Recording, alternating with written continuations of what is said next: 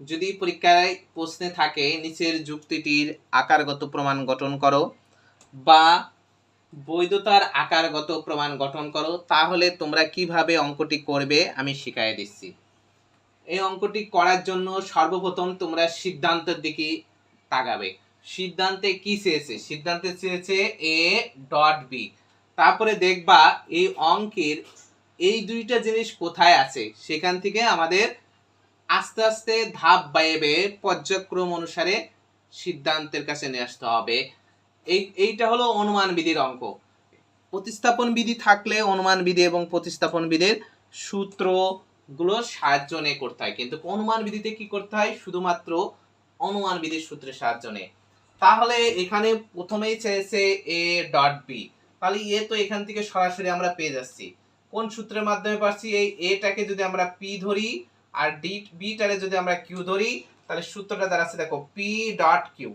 লাল কালিটা বোঝানোর সুবিধার জন্য আমি ব্যবহার করছি। তাহলে সূত্রটা দাঁড়াচ্ছে p dot q therefore p. এই সূত্রটা ব্যবহার করছে। কিসের সূত্র? এটা সিম্পলিফিকেশনের সূত্র। তখন আমরা 3 নম্বরে যে সরাসরি এটা এখানে বসায় দিতে পারি। তাহলে একের আমরা এখানে লিখলাম সিম্পলিফিকেশন। নাম্বার 4, যখন এমন হলো আমাদের লাগবে আর ডি, এ তো পেয়ে গেছি, তাহলে ডি এর কাছে যেতে হলে আমাকে 2 নম্বর বাকি আছে, তাহলে এটা হবে পি, এটা ইমপ্লাইজ দে এটা কিউ। পি ইমপ্লাইজ কিউ, সূত্রটা দাঁড়াচ্ছে এমন p implies Q, P therefore Q.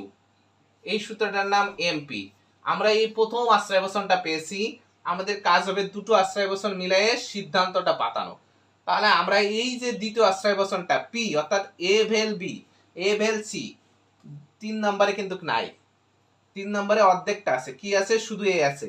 তাহলে শুধু এ থাকলে আমরা একটা কিছু অ্যাড করতে পারি পি সাথে পি ভেল কিউ অ্যাডিশনের সূত্রের মাধ্যমে। তাহলে আমরা এখানে কি করছি? এর সাথে অ্যাড করলাম এ ভেল সি। তাহলে 3 নম্বরে আমরা কি করলাম? অ্যাডিশন। নাম্বার 5, এইবারে দেখো 2 আর 3 4 এর দিকে তাকাও। পি ইমপ্লাইজ কিউ আর এইটা পেয়ে গেলাম আমরা P. P implies Q, P therefore Q, কিউটাকে শুধু টি। তখন আমরা বসালাম 2 নাম্বার আর 4 নাম্বার মিলে এমপি। নাম্বার 6, প্রমাণে চেয়েছে এ ডট বি। তাহলে দুইটা জিনিস দুই জায়গায় থাকলে এক জায়গায় নিয়েছে কনজাংশনের সূত্রের মাধ্যমে। তাহলে এ কে ধরলাম পি, ডি কে ধরলাম কিউ, সূত্র দাঁড়াচ্ছে পি কিউ দেয়ারফর বসে কি পি ডট কিউ। তাহলে পিটাকে এ, তাহলে আমরা এখানে বসালাম এ ডট ডিটা হলো কিউ, তাই এখানে বসালাম ডি। তাহলে এ কত নম্বরে পেয়েছি? আমরা যত নম্বরে যেটা থাকবে সেটা এখানে বসাবো।